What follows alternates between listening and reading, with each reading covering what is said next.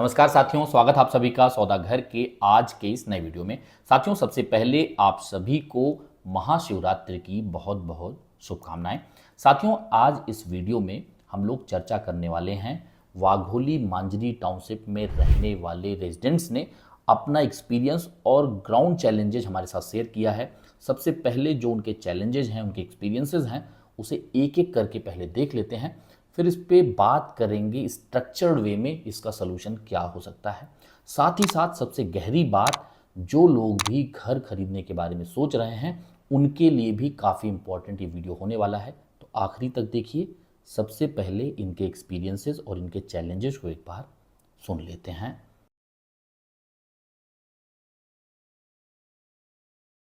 ये जो रोड अभी बंद हो गई है, इसकी वजह से तो स्कूल के बसेस हैं तो इस तरफ आ नहीं पा रहा। देर आर मेनी स्कूल्स जो कि उन लोगों ने मना कर दिया है, यहाँ में बस अंदर ला नहीं पाएंगे, और वो जो टूटा फूटा बाइफ रोड है वहाँ से वो आना नहीं चाहते क्योंकि वो रिस्की है। ठीक है, उसकी वजह से काफ़ी पेरेंट्स परेशान हो रहे हैं, बच्चों को लेके उस तरफ छोड़ना पड़ रहा है, और कुछ कुछ पेरेंट्स को ऑफिस के अंदर से टाइम निकाल के पिक करना पड़ रहा है। तो अपना ये मेन प्रॉब्लम है। आज में से हाल खड़े कीजिए, स्कूल बसेस का प्रॉब्लम कितनों को है? सबको है। देखिए,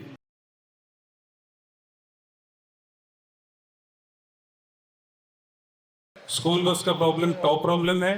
बाकी जो है इस तरफ का आप सोच सकते हो कि कनेक्टिविटी एकदम छूट गया है। वी आर ऑलमोस्ट आइलैंड बन जाएगा अगर वो रोड बंद हो जाता है। ठीक है, तो वाघोली और आरवाड़ी और मांजरी और इस तरफ there is a lot of business happening there. लोगों को उस तरफ जाना पड़ता है। आप सोचिए कि कितना घूम के लोगों को जाना पड़ता होगा उस तरफ। वो मेजर प्रॉब्लम, आलवाड़ी कनेक्टिविटी, मांजरी connectivity, Wagholi connectivity, Solapur connectivity, सब कुछ प्रॉब्लम है यहाँ पे। बहुत ही ख़राब सिचुएशन है, बच्चों को बहुत दिक्कत होता है। हम लोग भी ऑफिस के लिए अगर जाना है तो ये सोचना पड़ता है कि आज रोड रहेगा या नहीं रहेगा सुबह के टाइम में। ठीक है, मुझे मालूम है जब मैंने फ़्लैट बुक किया था मुझे वो रोड दिखाया गया था, वो जो बन रहा है, जिस भी वगैरह डील कर रहा था उसको, और इस तरह का सीन क्रिएट किया था कि 6 महीने में अभी रोड्स रिवर साइड का रोड बन ही जाने वाला है। ठीक है, और even if now they saying भाई कि बैक साइड का रोड कमिट नहीं किया था हो रहा है। See we have booked in this township, ये सोच के कि रेप्यूटेड बिल्डर है और भी they are known for their good infrastructure throughout the city of Pune, तो इस तरह का एटीट्यूड नहीं जस्टिफाई होता उनकी तरफ से। ठीक है, तो ये रहा एक बात। We are all gathered here mainly for the road, discussing the road issue. इसके साथ इलेक्ट्रिसिटी में पैथेटिक है, एकदम पैथेटिक। ओके, बिल्कुल ही टाउनशिप वाला फील ही नहीं आता है। Every morning past 1 or 2 weeks इतना फ्लक्चुएशन होता है। देयर आर 2 इंस्टेंसेस जो मुझे मालूम है, रात भर इलेक्ट्रिसिटी नहीं था, and we are calling this a township. ये according to me is not right. हाँ, और ये जो लाइट जाने का जो एपिसोड है, स्कूल के टाइम पे सुबह के टाइम में जब बच्चों को स्कूल को जाना है, नीचे लेके जाना है, 22nd फ्लोर से नीचे लेके आना है, इज नॉट पॉसिबल। मेरे बच्चे शेक कर रहे थे, पैर इतने दुख रहे थे कि नीचे आते टाइम शेक कर रहे थे। 22nd फ्लोर से नीचे आना इज नॉट पॉसिबल। एक तो नीचे आओ, जाते टाइम ऊपर कैसे जाएंगे? You cannot do that. Electricity fluctuation is again problem, major problem. आज तो ठीक है, आज तो ये लोग बोल रहे हैं कि 18 लाख रुपए रेंट जा रहा है वो रोड का, जो दिया नहीं गया है। आगे जाके कौन पे करेगा इसका? हम लोग हमारे पैसे क्यों पे करेंगे? जब कुछ है वो सिस्टम क्यों नहीं मैनेज कर रहा? फिर वो भी तो एक चैलेंज है। ये होना चाहिए। मिसरिप्रेजेंटेशन बहुत हुआ है। अगर सिस्टम अगर एक्शन नहीं ले रहा है तो सॉलिटायर ने पहले ही खुद बिल्डिंग बनाना चाहिए था, को नहीं देना चाहिए था, को नहीं देना चाहिए था। उन्होंने मिसरिप्रेजेंटेशन करना ही नहीं चाहिए था पहली बात। ऑक्यूपेंसी पे ये पानी का उन्होंने अभी कमिटमेंट दिया रखा है कि हम नदी से देंगे, but you think of the from the perspective कि अभी 2000 ऑक्यूपेंसी पे ही अगर इतना लोड आ रहा है और समर के टाइम और ज़्यादा दिक्कत होती है लोगों को, ऑब्वियसली टैंकर से लेना पड़ता है। ऑलरेडी टैंकर ऑलरेडी टैंकर से चल रहा है। तो ये 20,000 फैमिली का जो वो बोल रहे हैं कि ऑक्यूपेंसी रहेगा, उस समय क्या होने वाला है इसका मतलब आप सोच के देखिए। घर के अंदर पानी यूज के लिए नहीं है, लिटरली वर्म्स है पानी में, पीने के पानी में वर्म्स है। ये मैंने वीडियो निकाल के, मेरे पास है प्रूफ। सर एक्चुअली मेरी सिस्टर यहाँ पे बाकलेस में काम करती है. She has to use this road which is like not a very good condition road. Office ने सीधा मना कर दिया है to provide pick and drop. She has to go by a two wheeler. There is no light, no security. रात को 10 बजे उसका शिफ्ट 10 साढ़े 10 बजे खत्म होता है. We always are worried that whether she'll reach home safely, considering heavy movement of these cement mixers, water tankers who drive recklessly, and they don't even care कि मेरे सामने कितनी बार हुआ है कि एक औरत को लिटरली ऐसे एकदम अचानक से गए and she literally got scared and stopped. She was about to fall. Just to add on to ma'am's point, कुछ महीने पहले यहाँ पे एक लेडी के साथ में इंसिडेंट भी हुआ है. शी वॉज कमिंग सेल्फ, उसको असॉल्ट किया गया था और वो लिटरली पेपर में भी है, टाइम्स ऑफ इंडिया के पेपर में भी है. आप चेक करोगे तो आपको मिल जाएगा कि वहाँ पर असॉल्ट किया गया था. वो जो बंदे थे उनको पकड़ा थे नहीं वो तो मालूम नहीं. उसके बाद में पीसीआर वैन घूमती थी यहाँ पर, रोज़ घूमती थी पीसीआर वैन. वो पीसीआर वैन भी बंद होगी. क्यों? इधर का हमारा इधर कौन ध्यान देगा? ना पुलिस ध्यान दे रही है, ना प्रशासन ध्यान दे रहा. कौन देगा? अगर सोचिए भगवान ना करे किसी का कुछ इमरजेंसी आ जाए, यहाँ पे एम्बुलेंस आ पाएगी और जा पाएगी टाइम से? बताइए. My dad is a kidney failure. He has stage 5 kidney failure. I just am always worried कि भगवान करे ऐसा कुछ ना हो कि एम्बुलेंस आने की जरूरत पड़े तो कैसे आएंगे. ऐसा एक इंस्टेंस हुआ है रवि भाई. यहाँ पे एक ऐसा इंसिडेंट हुआ था कि एक एक्सीडेंट हुआ था. वो बॉडी 1 घंटा पड़ी रही क्योंकि हम उसको उठा नहीं पाते थे, क्योंकि मेडिकली अगर हम कुछ उठाए उसको बॉडी में तो एम्बुलेंस आने को 1 घंटा लगा. पुलिस भी आके कुछ कर नहीं पाई यहाँ पे. और इवन आप देखो यहाँ पे एक है ना जिनका अभी एक्सीडेंट भी हुआ है, he got fractured. जस्ट आपको बताता हूँ, यहाँ से रिलायंस हार्डली कितना है? 8 किलोमीटर है. 8 किलोमीटर में कितना रुपया? आपको क्या लगता है कितना रुपया होना चाहते? 100 से 200 500 रुपये मांगते हैं, कभी कभार 1000 मांगते हैं रात के टाइम पे. इतना एक्सपेंसिव कोई कॉमन मैन तो भी इतना अफोर्ड कर सकता है क्या? नहीं कर सकता. हमारे कैब ड्राइवर्स जो है ना वो भी नहीं आते थे. वो तो कंपनी के ओला ऊबर तो बात की बात है, वो आएंगे कि नहीं आएंगे. हमारे कैब ड्राइवर्स आने के लिए परेशान है. एक ही रोड है जिसमें लाइट नहीं आती है. रात को लाइट की वजह ऑफिस से आते हैं, रोडों पर लाइट नहीं रहती है. सेफ्टी कहीं पे भी नहीं है. लेडीज हो उनके लिए तो बिल्कुल नहीं है. जेंट्स तो भी चले आते हैं. इवन एनिमल्स का भी बहुत चल रहा था बीच में, उसका भी कुछ मतलब वो नहीं है.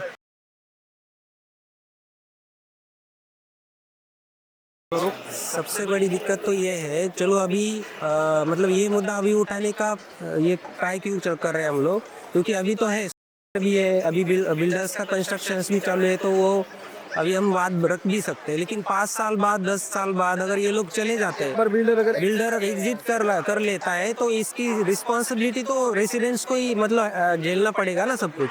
तो इसीलिए ये जरूरी है कि ये मुद्दा अभी क्लियर किया जाए और उसके लिए जो परमानेंट सोल्यूशन है, whether it is through PMRD और बिल्डर और anyone, but through official channels, जो भी परमानेंट सोल्यूशन है वो हम डिमांड करते हैं, क्योंकि ये बाद में बहुत बड़ा इशू होने वाला है.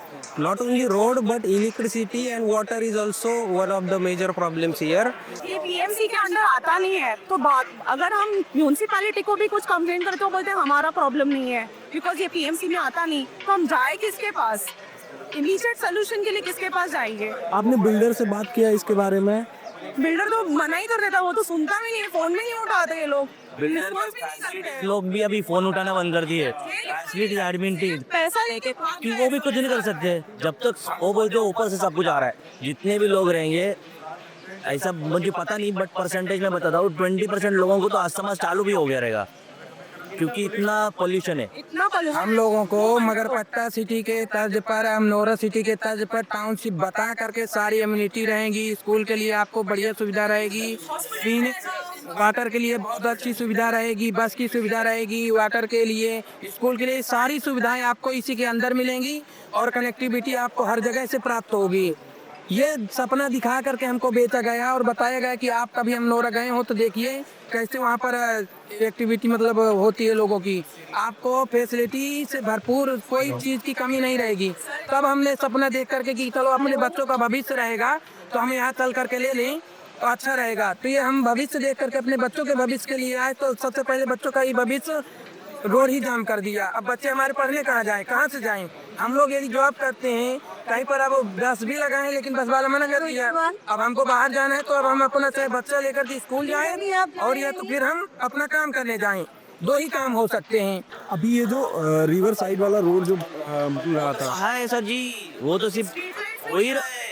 उसके लिए बिल्डर क्या बोल रहे हैं? बिल्डर अभी तक कुछ उसका रेजोल्यूशन ही नहीं कर रहा है। ये तक जाता है के बाद में बंद हो जाता है, आगे जाके फिर से चालू हो जाता है। 300 मीटर ये बना के रखा है उन्होंने वेलिंगटन के पीछे, बट वो कब चालू होगा? वो उनके पोटेंशियल कस्टमर्स को जस्ट दिखाने के लिए, जैसे ही मतलब कोई पोटेंशियल कस्टमर्स जो नए क्लस्टर्स लॉन्च हो रहे हैं, सेल्स वाले लोग क्या करते हैं, उनको कैब में बिठा के लाते रिलायंस मॉल की तरफ से और बताते हैं कि ये रोड अभी 1 महीने में होने वाला है, 2 महीने में होने वाला है। ऐसे पोटेंशियल कस्टमर्स को फंसा के लेके आते हैं और उनसे बुकिंग करवाते हैं। मतलब ये सब जस्ट दिखाने के लिए वहाँ पे टेम्पररी पेड़ लगाए हो हर 2 महीने में वो उखाड़ के फेंकते, दूसरे लाके देते। जब भी उनका नया लॉन्च रहता है किसी भी बिल्डर का, वो टेम्पररी कुछ प्रोविजन करते हैं, ऐसे दिखाते हैं कि ये बहुत बड़ा कुछ होने वाला है यहाँ पे, और 8-10 दिन बाद वो सब निकल जाता है वहाँ से।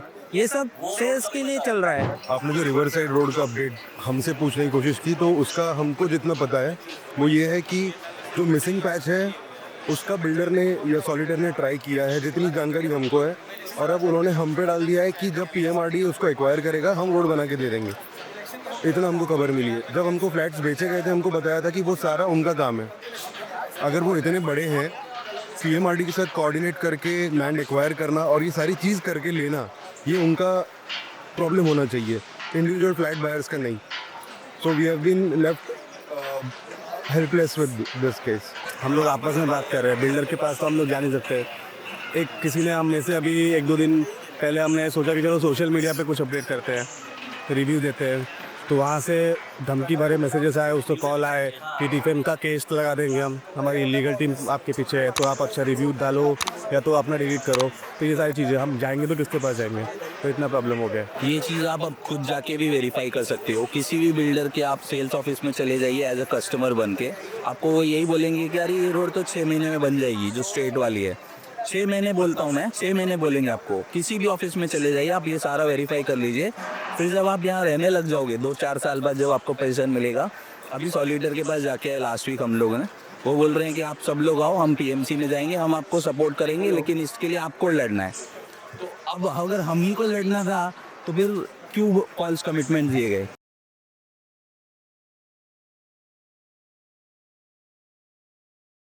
साथियों, ये सब कुछ देखने के बाद आप लोग समझ ही गए होंगे कि यहाँ पर रहने वाले लोगों का एक्सपीरियंस, उनके चैलेंजेस, उनको क्या क्या समस्याएं आ रही हैं, वो आपको समझ में आ ही गया है। अब समझने की कोशिश करते हैं आखिर इसमें क्या क्या चीज़ें हैं। इसको समझने के लिए सबसे पहले जो एडमिनिस्ट्रेटिव लेवल पे चीज़ें होती हैं उसे समझिए। अब ये जो दोनों टाउनशिप है, अब मैं ये दोनों टाउनशिप क्यों कह रहा हूँ, ये पहले था टाउनशिप मांजरी में, इसके पूरे हिस्ट्री को हमने आपको पहले दिखाया हुआ है। धीरे धीरे जो है इसमें एक तरीके से अमेलगमेशन होता है प्लॉट्स का। अमेलगमेशन क्या होता है, नए लैंड पार्सल को एग्जिस्टिंग टाउनशिप में जो है जोड़े जाते हैं। जब आप किसी एग्जिस्टिंग टाउनशिप में नए लैंड पार्सल को जोड़ते हैं तो उसमें एक क्राइटेरिया होता है कि जो लैंड पार्सल जुड़ रहा है वो टोटल लैंड पार्सल जो टाउनशिप का है उसके 50% एरिया से ज़्यादा नहीं होना चाहिए, यानी छोटे छोटे लैंड पार्सल उसमें जोड़े जा सकते हैं। अब जब इस टाउनशिप में एमलगमेशन चल रहा था तो उसके साथ साथ यहाँ पे कुछ ऐसे लैंड पार्सल भी जोड़े गए जो कि वाघोली के अंतर्गत आते थे। यानी पहले ये था मांजरी खुर्द के अंतर्गत बेसिक जो टाउनशिप पहले जब सैंक्शन की गई, और उसके बाद धीरे धीरे जब लैंड पार्सल जुड़ते गए तो मांजरी साइड में भी लैंड पार्सल जुड़े और वाघोली साइड में भी जुड़े। दोनों लैंड पार्सल को जोड़ने के लिए जो रोड की विड्थ होती है वो आपको दिखाना होता है कि दोनों लैंड पार्सल वेल कनेक्टेड हैं और उसी के बेस पे सैंक्शनिंग मिलती है। ये सारी चीज़ें हुई और हमने पीछे के वीडियोज़ में ये सारी चीज़ें डिस्कस की हुई हैं, उसका लिंक आपको डिस्क्रिप्शन में मिल जाएगा, आई बटन पे चला देंगे। एक बार इसे देख लीजिए, फिर उसे जाके देख के आप समझ सकते हैं। अब ये बातें मैं आपके सामने क्यों रख रहा हूँ, क्योंकि ये जो बातें आपके लिए रख रहा हूँ ये काफ़ी इंपॉर्टेंट है। मांजरी खुर्द आता है ग्राम पंचायत PMRDA के अंतर्गत। अब इसमें भी एक चीज़ समझने वाली बात है कि मांजरी बुद्रुक जो है वो आपका कॉरपोरेशन का हिस्सा बना हुआ है, लेकिन मांजरी खुर्द जो है वो अभी भी ग्राम पंचायत और PMRDA का हिस्सा है। वहीं जो वाघोली का हिस्सा है वो आपका आता है PMC के अंतर्गत। आज के समय पे जो न्यूली 23 विलेज थे जो ऐड किए गए, न्यूली कहना तो गलत होगा, 21 में ये गज़ेट आया था और फाइनली अब जाके सारी रिस्पॉन्सिबिलिटी पुणे म्युनिसिपल कॉरपोरेशन को हैंडओवर कर दी गई हैं। यानी अब उन्हीं को सैंक्शनिंग देना है और उन्हीं को अपने जुरिस्डिक्शन में सारे डेवलपमेंट, चाहे वो बेसिक कम्युनिटीज़ हो चाहे वो सिविक कम्युनिटीज़ हो, इन सब चीज़ों को देखना है।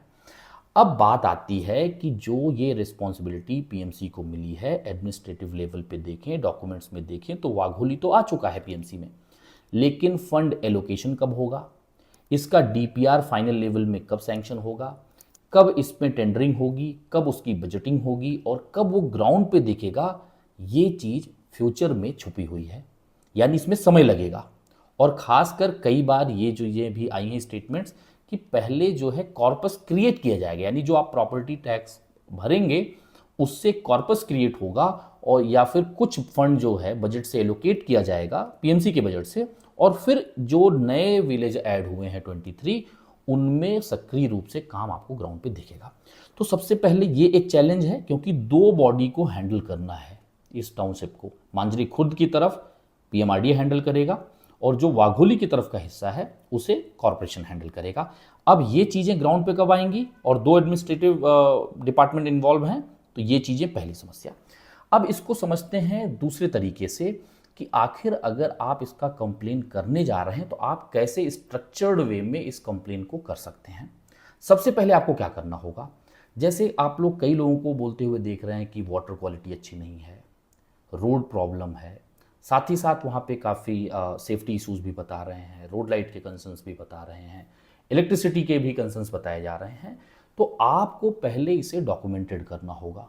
डॉक्यूमेंटेड करने के पीछे मेरा कहने का मकसद ये है कि आप पहले वाटर क्वालिटी रिपोर्ट लीजिए, ऑडिट कराइए, उसके सैंपल्स लेके अलग अलग टाइम पे अलग अलग समय पर कि वाटर क्वालिटी कैसी है, उसमें क्या क्या कंटेंट है ये पता चलेगा और वो डॉक्यूमेंटेड होगा। दूसरी चीज़, जो आपका इलेक्ट्रिसिटी लोड कैपेसिटी रिपोर्ट है वो भी ऑडिट कराइए, क्या वो सफिशिएंट है या नहीं है, ये भी ऑडिट में बात निकल के आ जाएगी। तीसरी बात, जो रोड विड्थ आपको बताई गई थी और जो पेपर पे है क्या वो मौजूदा स्थिति में मौजूद है, तो मेजरमेंट विद फोटोग्राफ आपके पास आ जाए। साथ ही साथ जो एक तरीके से बेसिक आपका सेफ्टी के लिए आपके मूवमेंट्स हैं, चाहे वो एम्बुलेंस कह लीजिए या हैवी व्हीकल जो मूवमेंट हो रहे हैं, क्या उनके लिए अलग से कोई सैंक्शनिंग ली गई है, कोई अलग से रूट देना है या वहीं से आने जाने वाले हैं, ये चीज़ भी चेक करिए। लेकिन शुरू की 3 चीज़ें काफ़ी इंपॉर्टेंट हैं कि आपको इसे डॉक्यूमेंटेड करना होगा। केवल कहने से काम नहीं चलेगा, आपको ये देखना होगा कि हाँ वाटर अगर क्वालिटी अच्छी नहीं है तो उसमें क्या इश्यूज़ हैं, ये रिपोर्ट में आ जाएगा, रोड की विड्थ आ जाएगी और आपका इलेक्ट्रिसिटी लोड कैपेसिटी भी चेक हो जाएगा। ये चीज़ें आने के बाद आप सिस्टमैटिक वे में फॉर्मल कंप्लेन रेज करेंगे और वो रेज करिए 3 से 4 बॉडी के पास। सबसे इनिशियल लेवल पे आप किसको करेंगे, पीएमआरडीए को करेंगे। क्यों?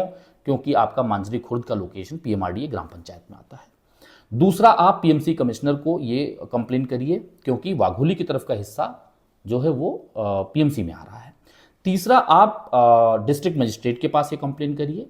और चौथा, जो इस टाउनशिप की सैंक्शनिंग और उसको प्रमोट करने की जिम्मेदारी है वो अर्बन डिपार्टमेंट की है महाराष्ट्र के, उनको भी इसका एक तरीके से कंप्लेन आप फॉर्मली रेज करिए जिसमें सारी चीज़ें आपकी डॉक्यूमेंटेड होंगी। इससे होगा क्या कि एक प्रेशर क्रिएट होगा और जो जो डिपार्टमेंट की जो जिम्मेदारी है वो एक्शन में आपको ग्राउंड पे दिखेगा। देखिए, मैं गवर्नमेंट से इसलिए भी ये चीज़ कहना चाहूँगा कि अगर सिटी का ग्रोथ आपको करना है तो ये जो टाउनशिप डेवलपमेंट है यही एक तरीके से फ्यूचर ग्रोथ का ड्राइवर आपके लिए बन सकता है। तो सैंक्शनिंग देने के साथ साथ आपको ग्राउंड पे भी चेक करना होगा कि वो चीज़ें किस लेवल पे हो रही हैं और आपके एंड पे क्या क्या चीज़ें वहाँ पे हैं ही नहीं, नदारत हैं। तो सिर्फ सैंक्शनिंग तक आप सीमित मत रहिए, आप ग्राउंड पे चेक करिए क्या हो रहा है और उसके लिए अगर फंड एलोकेशन की जरूरत पड़ रही है तो पीएमसी पीएमआरडीए से ऊपर हटके भी स्टेट लेवल पे बजट दिया जाना चाहिए ऐसे प्रोजेक्ट्स को जो बड़े लेवल पे कम्युनिटी लिविंग की बात की जाती है और जहां पे सिविक एमिनिटीज काफी इंपॉर्टेंट रोल प्ले करते हैं। और खासकर यहां तो बेसिक बात हो रही है, यानी water, road, safety, light, electricity, ये सब तो बेसिक चीजें हैं, ये तो देनी ही पड़ेंगी। यहां पे किसी अम्यूजमेंट पार्क या कुछ ऐसी बातें ही नहीं हो रही हैं, ये बेसिक चीजें हो रही हैं। और अगर ये नहीं होता है तो लोगों का ट्रस्ट टूटता है।